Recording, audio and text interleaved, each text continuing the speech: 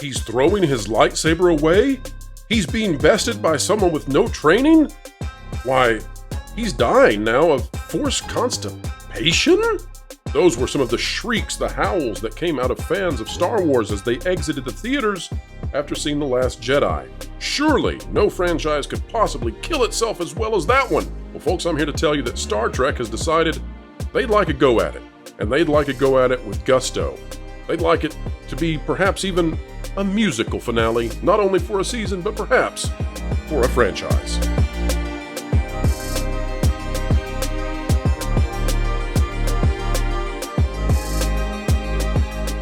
Happy day, friends, and welcome back to the WDW Pro channel, the place where we endeavor to explain entertainment and keep you ahead of the culture curve.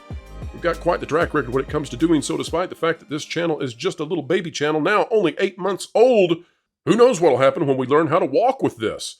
But one franchise out there that is definitely not walking, not crawling, but has indeed fallen all the way down into the depths of despair, it's Star Trek. And for those of you out there who might be Trekkies or who once fancied yourself as a Trekkie, well, it's a hard time. Star Wars fans know your pain. The sad thing here is, of course, there's crossovers within those fandoms, and many of you have already suffered through one franchise falling. You're not having much fun watching as the dance-off, the karaoke clash between civilizations inside Star Trek reminds you of just how low the writers can go.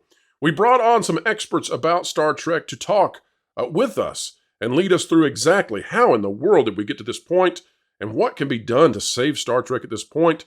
Folks, let's dive into the conversation from the Pro Show. We did it live with Robert Meyer, Burnett, Script Doctor, and more.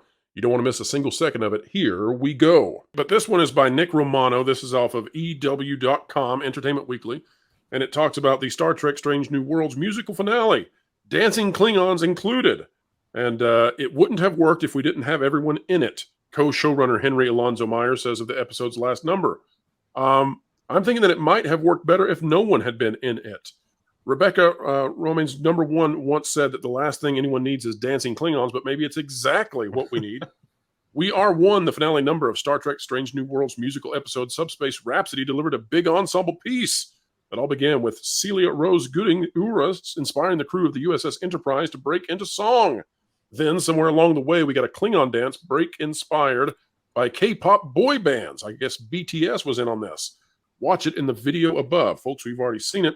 Now, let's go to the panel now that everybody knows what the heck we're talking about. For those of you out there who are not Trekkies or who are recovering and perhaps had this stuck in parts of your memory that you had hidden away after the PTSD that was invoked, let's go to the panel now. Tell me exactly how did we arrive at this point in Star Trek where it can possibly be this bad? Let's see. There's nobody at Paramount or CBS that understands the property. As a result, they ended up hiring people that came in with the best superficial ideas about the property that they felt matched what they understood of Star Trek, and the rest of the world has been suffering ever since. Do you think they're secretly trying to save the job of Kathleen Kennedy and prove that Star Trek can go below what perhaps some of this recent Star Wars stuff is? I don't even think they're on the same plane of existence at this point. They're so. I agree with you. Each individual party has their heads firmly secure up their own posteriors, and that's just the way it is. I mean, it's kind of interesting that we have Henry Alonzo as a co-showrunner. He's one of 3 co-showrunners because Akiva Goldsman has never stepped foot in the writers' room of Star Trek: Strange New Worlds. Right. So let's explain this, and I'm saying this. It would be like, I feel like explaining the history of America next to George Washington. So if I understand this correctly, Brian Fuller was originally responsible for Star Trek Discovery. Is that close to correct? Yes. And then and under him, they outlined the first. It was going to be a 13 episode season. Those 13 episodes, there was 150 pages of outline written for all of those episodes. And Brian Fuller and Nicholas Meyer had written the first 2. That Nicholas Meyer? Yes. Yeah. Oh, wow. Okay. So, and Brian Fuller is responsible for what is the name of that show? Pushing Daisies. I almost said Big Fish, but Big Fish. And Hannibal and some other stuff too. Really, on Star Trek Voyager. The first season of American Gods. Yeah. Like really good, high quality television. And then somewhere along the line, someone at, I guess, Paramount, CBS, whatever form it was at that time, said, this costs how much? Yeah, this is the weird thing that doesn't make any sense to anybody. And I even asked Brian this when he was on Robert's show one time. And of course, we were in the midst of researching all this stuff and trying to figure it all out because, yeah, according to Brian and what went down was they were griping about the cost of the show. So he went off and went back to American Gods, I guess is what he said to you, Robert, since they couldn't see eye to eye on it. And they bring in, of all people, Alex Kurtzman. And then Star Trek Discovery becomes the most expensive show of all time at that point. And we're all scratching our heads going, what is going on here? And the best I can muster up is maybe the Netflix deal came with him, because I don't understand why they would spend more money when you already had Brian Fuller, and the reasoning you were pushing him out or whatever was because you said that the show cost too much. And you told me, Robert, the same thing that I think Brian said that day is, they didn't quite understand how these shows work, and you have to spend X amount up front to amortize the rest of the program down the road. Any science fiction show that takes place in a future that has to be built, constructed, where you can't buy anything off the rack, you're going to have large upfront costs. And Brian even said to me that Les Moonves said to him, well, can't you do it for like $1 million an episode? Yeah. And that just shows that's ridiculous. No genre show can be made for $1 million an episode now. Unless it's, say, a CW show that doesn't aspire to as much as Star Trek. But what Brian was trying to do is create a basis for a show that would later, you spend all the money up front, and then your costs for costumes and sets, they're a line item in each budget for every episode of the show, and that's how you ultimately make everything come in on time and on budget, which is something that Rick Berman, producing 25 seasons of Star Trek over 18 years, understood very well. He would always be able to bring his seasons in on time and on budget, because he understood if they wanted to do an expensive show like Best of Both Worlds with more visual effects, they would do a couple more bottle shows in order to offset those costs. Yeah. And that's just great. That's great producing. They even reused a lot of special effects shots and stuff like that in the movies and such too. Yeah, I mean, and sets and other things. Yeah, so whatever they could, and that's something Star Trek did from the beginning. I mean, the Voyager's intermix chambers from Star Trek: The Motion Picture from 1979. Oh, that's right. That's right. Yeah. And so you said something about Rick Berman. There's something I've always heard is that he would shoot scenes or have scenes written that did not connect to the episode, but were just interesting scenes between characters, and if they ever needed to fill time, he would just literally slot that into the middle of an episode to fill out the schedule. I've never heard that, and I have to say I worked on the documentaries for, we worked on documenting that show, and I've interviewed Rick. Mm-hmm. That's hard to believe, only because TV schedules are they were always pressed for time. They and even in episodes like Measure of a Man that were talky, the episodes would run over. And we were able to include a lot of deleted scenes when we were doing the documentaries. But because Star Trek is a very difficult show to write. And back then they were making 26 episodes a season as opposed to 10 now. And, now here's the thing. Every episode of Star Trek now is a gimmick episode to a certain extent. Every episode. They have yet, I don't think Strange New Worlds has yet. There's a few episodes, like when they'd rip off Ursula K. Le Guin. There was a few episodes that felt like singular, episodic, interesting science fiction shows. But this season has been one gimmick after another, or let's return to the scene of some other crime or something. Mm-hmm. Or then we'll do the obligatory courtroom episode. That was my favorite episode of the season. But even that was didactic and not. And it didn't have anything really to say. That's the worst part. It really didn't. I mean, yes, that's something I noticed with these last two episodes. I've only watched, as far as Strange New Worlds goes, I thought, okay, I'll watch this Subspace Rhapsody episode, and then and apparently this is a season finale. This last one, this episode 10 that came out today. Yes, is that a season finale? Yes, that's the season finale and cliffhanger. But to go back to the courtroom one, the you can boil it down to this, which is that the Federation persecutes the Illyrians, and in order to circumvent that persecution, the Illyrian just has to request asylum with the Federation. Right. Not like the Federation has to change policy. No, it's not the Federation. It's basically like a Jewish person in the Second World War seeking asylum to the German government for being persecuted. Yeah. It does not make sense. No, What? because the thing is, there, as always, I always say my Burnett axiom is never put your universe or your agenda before your characters and your story, because it will always compromise what you're trying to do. So when, sorry, go ahead. I didn't realize. That was it. So I went back and began to binge Star Trek after watching season 3 of Picard, which was beautiful. I'd given up on the show. There's a couple of episodes of Everything Woke on my channel where I just go through the suicide fest that is season 1. There isn't a main character in Picard season 1 that does not at some point verbalize the thought of ending their own existence, which I'm like, what? It's also a murder show. People get murdered in like every episode. Yeah, and Igor in an amazing way. So going from that to the bright and shining, primary colors of Star Trek, the original series, which is while they're a little loose with it, it's obviously got some of that Western feel. The captain is a captain, but at the same time, there is a little bit of mixing it up with the crew, not to a crazy extent. And then I come into Strange New Worlds, and everybody is calling everyone by their first names.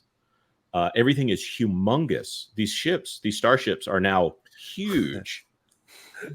and Spock, I don't think Spock is a Vulcan anymore, even though he's still got the ears. He seems to be more emotional than anyone else on the show. I'm so confused. The objection that I have for modern Star Trek is that I feel that the writing is not up to par, because the ideas behind what are in the episodes are not being written by people that understand the genre of science fiction, and they're not very literary minded.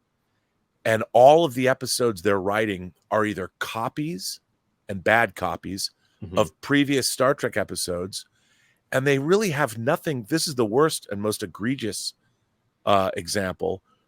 They have nothing to say about the world we live in today, and perhaps the world we're going to live in tomorrow and 10 years from now. There's not one shred of interesting futuristic thought put into Star Trek. No ideas about what would human lives be like if we were to suddenly become half bionic. And what's really shocking is some of the people that wrote Star Trek originally were science fiction novelists, and they brought their thought process to the episodes.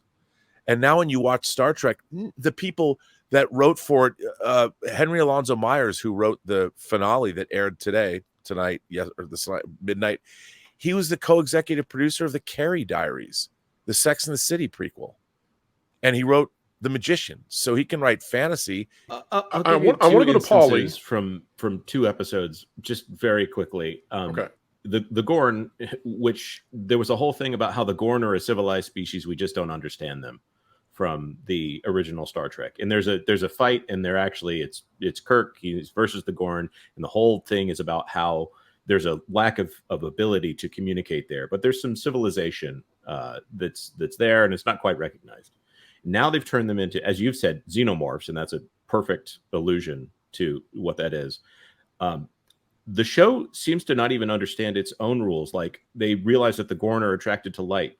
What do all of their suits have? About 100 flashlights. I couldn't believe it. I was watching it last night going, you guys should turn off your lights. Yeah, if you're hiding and also your flashlight is peeking out, you have a problem here. Or in Subspace Rhapsody, there is a moment where they have Spock show up in a room where the nurse, she's charming. It's just I still haven't figured out what that character is about, but she's singing about him the entire time that he's standing there. And it doesn't occur to the people who have made this show to, what if you have Spock show up at the moment when she realizes he's there, instead of having him just stand there doing nothing for the entire scene? These are just these small things that I don't know if they're rushed. I don't know if they don't understand the drama of it, but I don't feel like they're putting the time into even in thinking about their own episodes. Like the people who shoot it are so disconnected from the people who write it. It does not compare to the old radio drama style of the original series, or the great questions that are at the center of every single episode of Star Trek. Well, almost every single episode of Star Trek over the last almost 60 years. I just don't understand how you could take something like that and say, here, I'm gonna take the skins of it, I'm gonna put them on this other thing, and we'll just hope that it goes. There it is.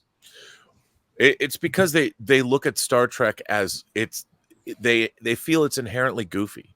You know, somebody sends me a picture of the Gorn today, and the original Gorn. That someone like Hua Chang was one of the people that designed that Gorn at that time. That was a hell of a design, and to build a suit that, even though it's obviously a man in a suit, that was a beautifully done suit at the time.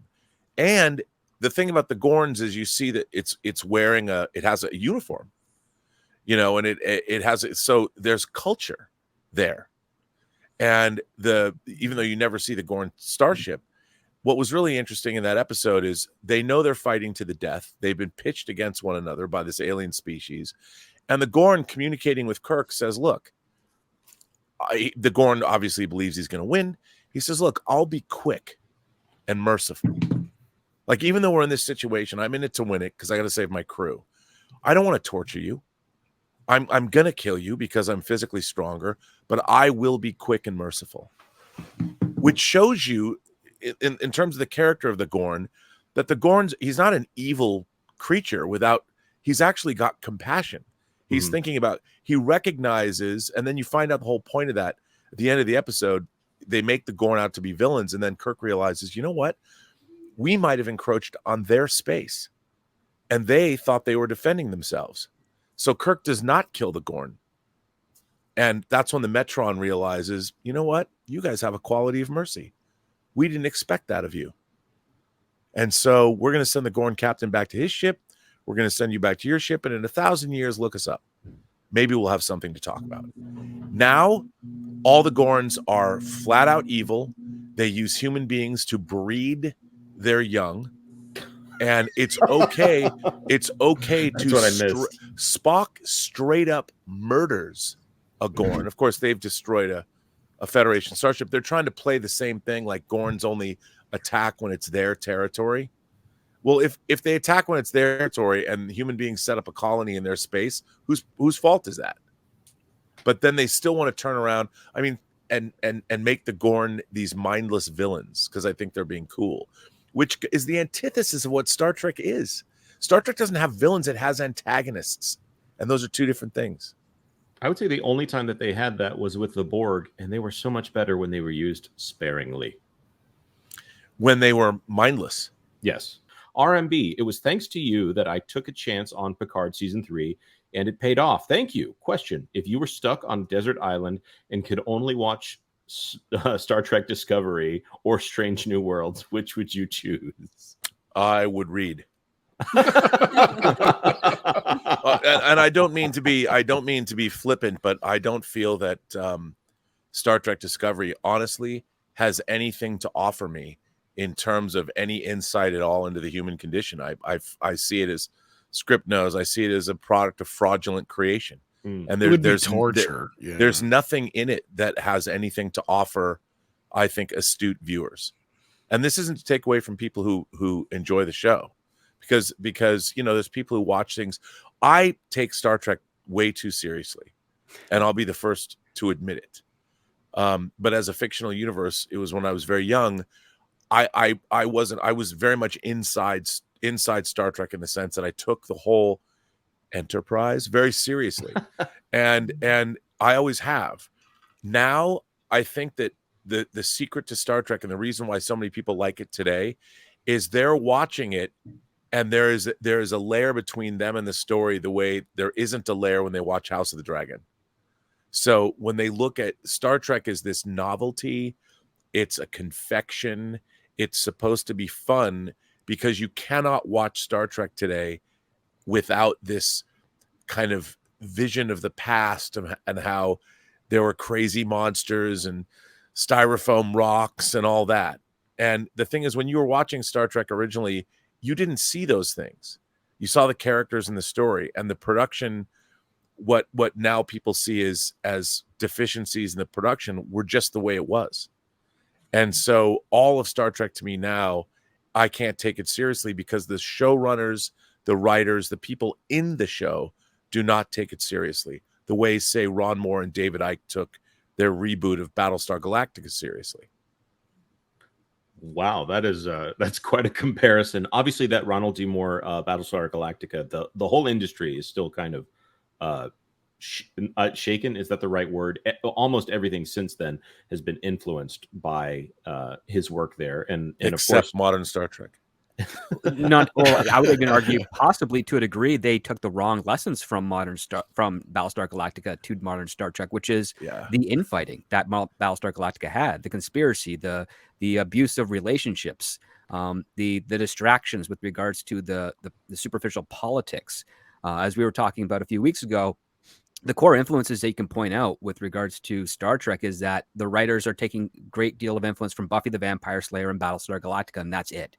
They're not looking at other science fiction properties. They're not looking at other. What was that? And now Glee. Well, I mean, okay. Actually, did it first, anyway, I'm gonna pay Glee a compliment here. The musical performances. I forgot about the Buffy having a musical show from my bad. In the first season or first half a season of Glee, they didn't do a lot of auto-tune. You had a lot of great Broadway style performances. And if we're going to go ahead and talk about Subspace Rhapsody, I'm not offended as a Star Trek fan. I'm more offended as a fan of musicals that all of them, this great American songbook that they shot into the void, and the void then took control of them. Apparently, the only thing that survived was adult contemporary. There's no patter songs. K-pop. You forgot about K-pop. Before we get into this, let's all pause for a moment because we need to provide context. Not everybody out there is going to know what the heck we're talking about. Please so let's do. go Yes, to go the ahead. news of this, and we're gonna make sure this is muted lest we get in trouble. But you can see here, and we'll skip ahead a little bit. This is the kind of nonsense that is being discussed. And folks, if you want to go watch more of this, make sure you go check out these clips that are available all over Twitter and social media. This got attention for all the absolute wrong reasons. But let me read it real quick. Go for it. I just want to say about what Robert said before, because he's 100% correct, especially when it comes to Strange New Worlds, Discovery. I mean, the fact that Robert and others take this more seriously than the people who make Star Trek do is the number one problem. And the proof is in the pudding when it comes to Lower Drek, right? Lower Drek is something that should not exist in the Star Trek universe, yet it is canon. Okay? Yes. That is indicative of the problem here. It is a show that literally makes fun of Star Trek. It could be fine if it was on an also ran, obviously a parody kind of thing, but it's not. Okay? It's not Galaxy Quest. It's not the Orville. It's Star Trek. This is just the problems we have here. So even I can understand why he'd want to read instead of actually watching any of those shows on a deserted island, because at the end of the day, these aren't even superficial entertainment like JJ Trek was, at least the first film, or however you want to look at it, right? Even if you're a huge Star Trek fan, if you could turn your brain off for 2 minutes and you could probably go, okay, yeah, it looked cool and it was sort of like Star Trek, and yeah, it had some moments that were fun, but as long as I can separate myself from the other thing, I'm fine with it. You can't do that anymore with this stuff, because this stuff is so bad. It is on a level of Airplane parody bad. It's are they really being serious here, or is this satire? Now, I would compare the J.J. Abrams Star Trek to something kind of like a live action anime of Star Trek. Yeah. They got the rights to it and they did something insane. And as long as it doesn't replace Star Trek, which I guess there's an argument to be made that it did. The other way I used to compare it is basically like Taco Bell to actual Mexican food. That's what JJ Trek was. So Agent Mortis, the lawful ghoul, for $5. Trek was fun. Doctor Who was fun. Star Wars was fun. Even Disney was fun. The writers no longer care. Even if there was a message, they just can't write. I would say maybe the new Star Trek is maybe having a little too much fun. There's somebody there that is having a good time. I just don't know that it's the old fans. If you're I think they care. You're having a good time. I think they care. They just want to subjugate the franchises to whatever their flavor of creativity is. Mm-hmm. I also think if you look at the Emmy-nominated comedies and dramas this year, there is a hell of a lot of great writing going on. Yeah. There's some Yep. really outstanding programming that is being made today. And I don't think that should be forgotten. The one thing is that writers traditionally, some of the most unhappy people I've met in Hollywood are writers, because they're always and some of my favorite people are writers. But the thing is, writers want to make something their own. And when you join a franchise, especially a franchise that's been around for 57 years, you're going to do everything you can to put your sort of imprimatur on it. And it's got to be frustrating to come into something like Star Trek, and you've got canon, you've got fans, you've got all these people breathing down your neck. The problem is the only people that take on franchise jobs are the people that can't create their own shows. So you're left with those workaday people, those people that are looking to get staffed by other people. You're not dealing with the showrunners that are creating new shows. And so you're getting a level of writers that work their way up through the system and get to that co-EP position or whatever, but they're not the visionary showrunners that are creating, say, Succession. And that's a problem, because that's what we get writing these franchises. They all want to be Joss Whedon, but they didn't take on the responsibility or the difficulty in becoming Joss Whedon. Then, of course, he's canceled now too. So everyone who loves the beloved Joss Whedon, shows, you can't even talk about him anymore because he's fallen from grace. So it's ironic that Buffy the Vampire Slayer is everyone's favorite show, yet we don't talk about the creator. Right. And everything that we dislike about Marvel now is aping that style as well. Oh, absolutely. And that style was a niche unto Buffy. The fact of the matter is that it was taken to the nth degree, because, again, the first step from a fan becoming a creative is to emulate what you like. And what ended up happening is that we got a whole generation that never crossed the other side of that bridge. They just kept on emulating what they liked. And you do have those handful of writers who they get a hold of an IP, but they also have deep within their bones the ability to create something else. But it's like, oh, we've got Paul Dini, who got his start on He-Man, Masters of the Universe. Well, that's not something that he created, but it's something that he had to abide by the rules. And there's lots to learn from that. And then he legendarily goes on to do Batman the Animated Series and wins an Emmy for Heart of Ice. And it's like, oh, so now we actually have a pedigree of writers that actually understood the responsibility of what it means to partake into a franchise. And then there's two paths that they could take. They could continue to still working in an existing IP, or they could go off to try and make their own. And in some cases, especially through animation, a lot of them like to stay in the comforting level of the existing IP, because that's kind of more guaranteed work than making a new show. Because when you make a new show, you have that high risk. Oh, what if it doesn't get picked up for the back 9 of episodes? Or what if we don't get a second season? Then you start all the way from scratch again. And when it comes to these fraudulent creators on Star Trek, they are well aware that they would never get a job anywhere else. If they were pitching and their original stuff would never probably get picked up. It might say, oh, you're really good at dialogue, but you don't have a high concept mind to really turn this into something that we could sell. So maybe we'll just staff you on a show that needs a dialogue punch up. And they take those jobs because that's all that they can get. Whereas you could definitely find a lot of experienced writers who are more interested in making their own original stuff and have succeeded. But if you were to say, hey, listen, Brian Duffield, you made a lot of great original things. You really understand sci-fi. How would you like to tackle Star Trek? I'm pretty sure he would jump at the opportunity because he's a science fiction fan and probably says, you know what? I know how I can contribute to this without violating the very thing that made me love it.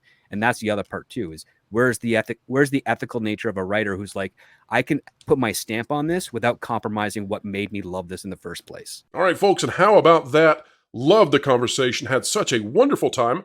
By the way, if you'd like access to these types of conversations forever and ever, members of the channel get to join and all the fun forever by clicking on the archives. We have every single pro show live sitting there in those archives ready to go every single minute.